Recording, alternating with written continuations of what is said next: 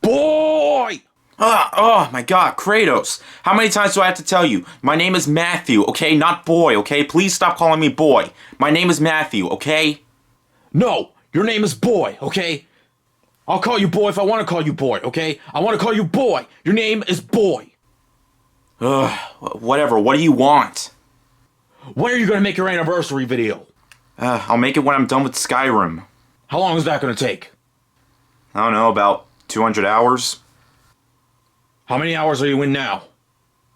Like, 2? Actually, no, an hour and a half. Look, it's November 11th, okay? It's supposed to be due today. Oh, no. I got the vampire's curse. It's gonna take me forever to get rid of that. You want me to give you what you f***ing deserve again? No, okay, I'll make the video, okay? Fine. I'll be back for you later, Skyrim.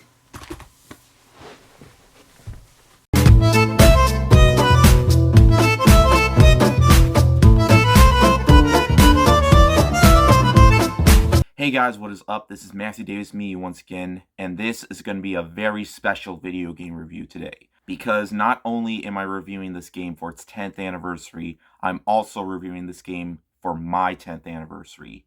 Now, technically, this game's anniversary was yesterday, but I'm doing it today because this came out a day after I started my very first YouTube channel on November 11th, 2011.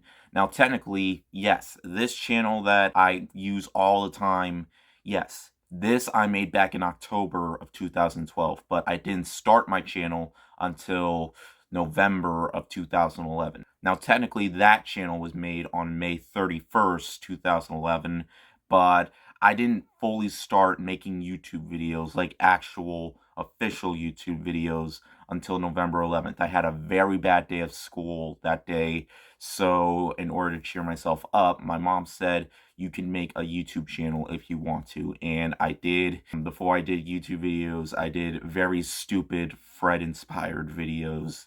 The Mippy Trippy series, which everybody really did not like. In fact, I really... Let's just say Mippy Trippy's dead. I'm a movie reviewer and a game reviewer now, so yeah. So anyways, for this special anniversary video, I'm going to be celebrating my anniversary by celebrating the anniversary of The Elder Scrolls V Skyrim. That's right, I am finally going to review The Elder Scrolls V Skyrim. I played this game so much that I never actually got around to reviewing it. And I already beaten the main storyline, and I'm still playing it for the Nintendo Switch because I don't really use Xbox 360 anymore, so knowing that it was on the Switch too, plus it's on PlayStation 4, it's pretty much on everything now, so yeah, there's even a VR port of this. That's how big this game is it has its own VR port. So yeah, now anyways, let's talk about it, okay? Elder Scrolls V Skyrim is Bethesda's massive open-world RPG that took the world by storm, and it actually managed to live up to the hype when it was released. This is basically the, essential action RPG that you'll need for the rest of your life, okay? Before this, there was the first 2 Elder Scrolls games that were released for PC, then there was Morrowind and Oblivion, and now this. Released back in 2011, you play as what you start off as a prisoner, and you manage to get out of being a prisoner after a dragon destroys the village, and basically dragons are returning and are planning to destroy the world of Skyrim, and then once you harness the soul of a dragon after the dragon dies, you are known as the Dragonborn, the one to take down the massive amounts of dragons that you're going to be willing to face down throughout your journey. So yeah, pretty much you can do like anything in this game, okay? Now, basically the biggest thing that sets this game apart from the other installments in the series is that you can level up your way. There aren't any times where you have to level up in a specific way for your character not to get weaker, because in Oblivion, your character gets weaker as enemies become stronger, while this game, every time you level up, enemies are still the same. And that's what I love about this game, is that it manages to be for both casual and hardcore gamers. If you want to go hardcore, then you can just put it on the highest difficulty setting and just be careful what you do, because it'll pretty much be like first-person Dark Souls at this point, or regular Dark Souls, determining if you want to play in first person or third person. I always prefer first person. And yeah, and of course there's casual difficulty as well.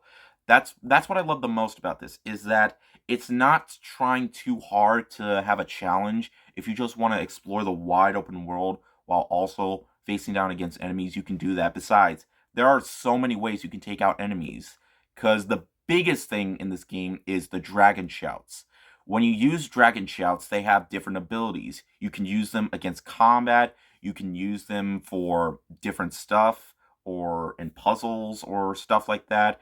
And there's also the massive amounts of powers you get throughout your journey, like restoration, or flame, or sparks. You can have like one power in one hand and a melee weapon in the other hand, or you can use the same power in both hands, or two different powers in both hands. That's in fact, you can level up pretty much everything. Every time you do something like use alchemy, or make alchemy, or use one-handed or two-handed weapons, whenever you get hit with light armor or heavy armor, or blocking, pickpocketing, or lockpicking, or stealth, or bow and arrow, anything you do, you'll level up. And the more you level up those perks, the more you'll be able to unlock, more points. And let me talk about the perk system, because it's another big thing that Bethesda did here with Skyrim, is the perk chart. It's beautiful to look at,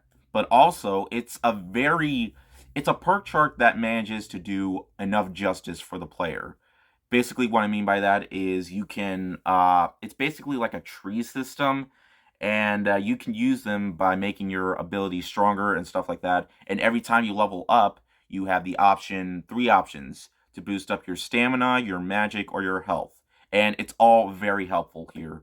And you're going to be wanting to do that a lot throughout your journey, because this game is massive, and I am not exaggerating when I say this game is huge, okay? There are so many quests to partake in. You can pretty much ignore the main quest and just do quests that random characters end up giving you. And there are a lot of characters to interact with that will give you so many quests, thousands, that will take up hundreds of hours of your time. And it is a lot of fun to do, while some of them are pretty repetitive, basically making you do the same thing. I still found a lot of the quests to be very fun and very worth your time. Now, when it comes to this game, the story is pretty much the weakest aspect. I don't really come in for the story. While the game has so much in terms of story, it's pretty forgettable, and I mean, it's basically you're the chosen one. And when it comes to the Chosen One story, we've heard it a million times, like in Zelda or stuff like that. It's pretty much the weak point of the game. But what really saves it is the gameplay, because the gameplay is so satisfying and so fun. Like, when it comes to slaying the dragon, every time I hear the noise of a dragon, I always get so excited to fight it, because there are multiple different ways you can take out the dragon. Like, you can use your sword or your magic, or try to take it out of the sky with bow and arrow. There are so many ways you could take out the dragon with that powerful music that just kicks in. And it's all so full of action and full of, like, I don't even know how to describe it. It's just so much fun. And that's another thing, the music.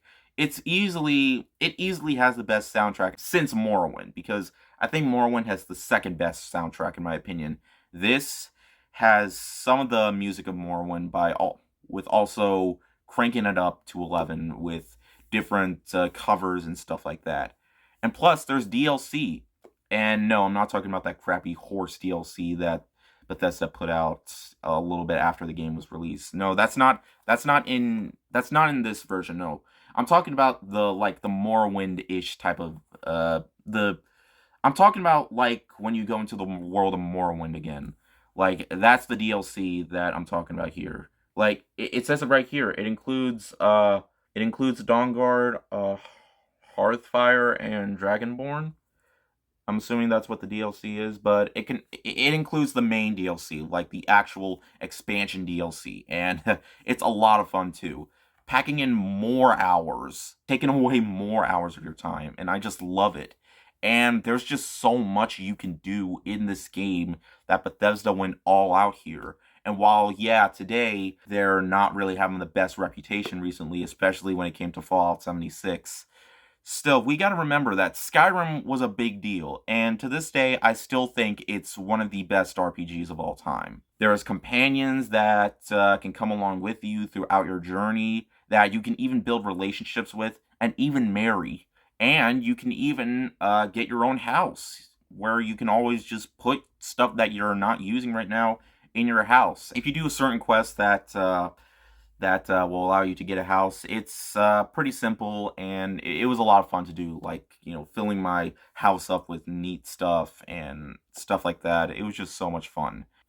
There are also some really fun and interesting NPCs to interact with, especially those ones that tell you that they used to be an adventurer like you, but they took an arrow in the knee. Honestly, that line just never gets old. I used to be an adventurer like you. Then I took an arrow in the knee. Now, some people have had theories like, is the Elder Scrolls world and the Fallout world the same world? Like, a lot of people have had theories about that. Well, honestly, when it comes to Bethesda games, I think I might prefer most of the Fallout games over the Elder Scrolls games, but when it comes to this game, I think it's better than all the Fallout games. Now, I love Fallout 3, New Vegas, and even Fallout 4. It's just with this game, before Fallout 4, once you finish the story, you can actually do more once you're done with the story. Like, you can go back and do other quests that you haven't done. Because in Fallout 3 or New Vegas, once you beat the story, then that's it. You can't do anything else after that. So I found it such a relief that you're actually able to do more after this. Just like most other open world games nowadays, once you finish certain quests, you can do more after that. That's one thing. Not even the credits scroll up, at least I don't think. No, they didn't. So yeah, this game has a lot to offer. Also, unlike Morrowind, this game manages to navigate you throughout a lot. While there are some quests that you take on that don't fully hold your hand, you mostly have to look up because you're not really going to figure out everything in certain quests. But even puzzles that you do, you might have to go online and get help because, yeah, basically, it's there are those times where quests, it can be very confusing what to do in certain quests, but the game does navigate you a lot throughout, and there are a lot of areas to explore, and it is very, very easy to get lost in this world because there is just so much in this world to explore. There are so many caves to explore, so many dungeons and stuff like that. The game is so massive that nothing feels the same. And the world, it's so breathtaking to look at. Like the skies, it is all fantastic here. And while the character models don't really look all that great, especially to today's standards, I still think the game holds up in terms of the way the world looks. And I'm still playing Skyrim. I started playing more Skyrim when its 10th anniversary started up. So, yeah, that just goes to show how replayable this game is. And it's still worth every single penny to this day. Whether if it's full price or sale price, it's definitely worth your money to this day. And if you haven't played it, and I'm really going to be disappointed if you haven't, then you have to just go out and play it because it's the true Bethesda experience that no other Bethesda game has managed to top, and I don't think ever will. In fact, I'm worried about what's going to happen with Elder Scrolls 6. I don't feel like it's going to live up to what this game has managed to live up to, especially with all the stuff that happened with Fallout 76. But whatever, even if that doesn't manage to live up to the hype, hey, we still got this game because Skyrim, it's really hard not to love this game, even after all the stuff that people have managed to do to it, like the mods and stuff. Well, I don't really play these games for the mods. I just play it for the regular game because I don't really want to know what happens if I do use mods or stuff like that. But whatever. Elder Scrolls V Skyrim to this day is a masterpiece. Its combat is much improved, its soundtrack, its world, all the stuff you can do. it pretty much leaves you occupied for hours, maybe even upon weeks. It's the type of game that I just never want to stop playing. Even when I'm like 60 years old, I still want to continue playing this game. Like, to figure out all the stuff you can do, like all the little details that they put in this game, all the worlds, and all the areas to explore, the hidden areas. And plus, in the Switch version, you can find Breath of the Wild armor. While it's easier to unlock if you had the Breath of the Wild amiibo, I managed to just get it for free. It was a lot harder for me to find, but it was very worth it. Skyrim is still a fantastic game to this very day. All I gotta say is, this game, happy 10th anniversary to this game. I'm never gonna stop playing Skyrim because it is truly one of the best RPGs, and maybe even one of the best games of all time.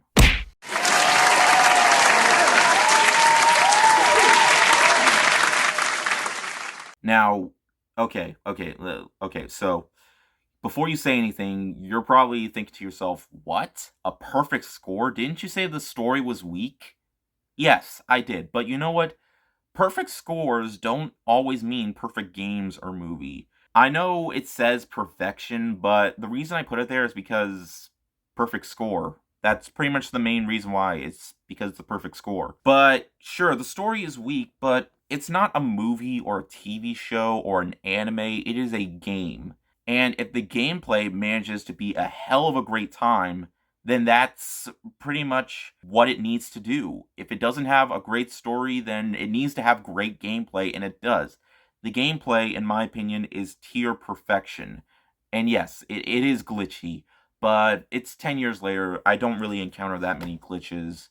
So, yeah. Plus, I'm playing on the Switch. There really wasn't that many glitches on the Switch. I have a lot of fun playing on the Switch, and sure, the AI isn't terrific, but no AI in any game is terrific. Even the games with the best AI, like The Last of Us, those games' AI isn't always perfect. Plus, The Last of Us did have some glitches as well. I'm not even joking. The Last of Us Part 2 even had some glitches, and I still love that game, despite what people say about it. But yeah, guys, if you haven't played Skyrim, then just go out and pick it up. If you have any type of console, it's pretty much on everything now. So yeah, happy 10th anniversary to this game. It truly is. Well, I already said what it is. It's a work of art. It's a fantastic game. Just go out and play it. Thank you guys so much for watching, and I'll see you guys later. We're out.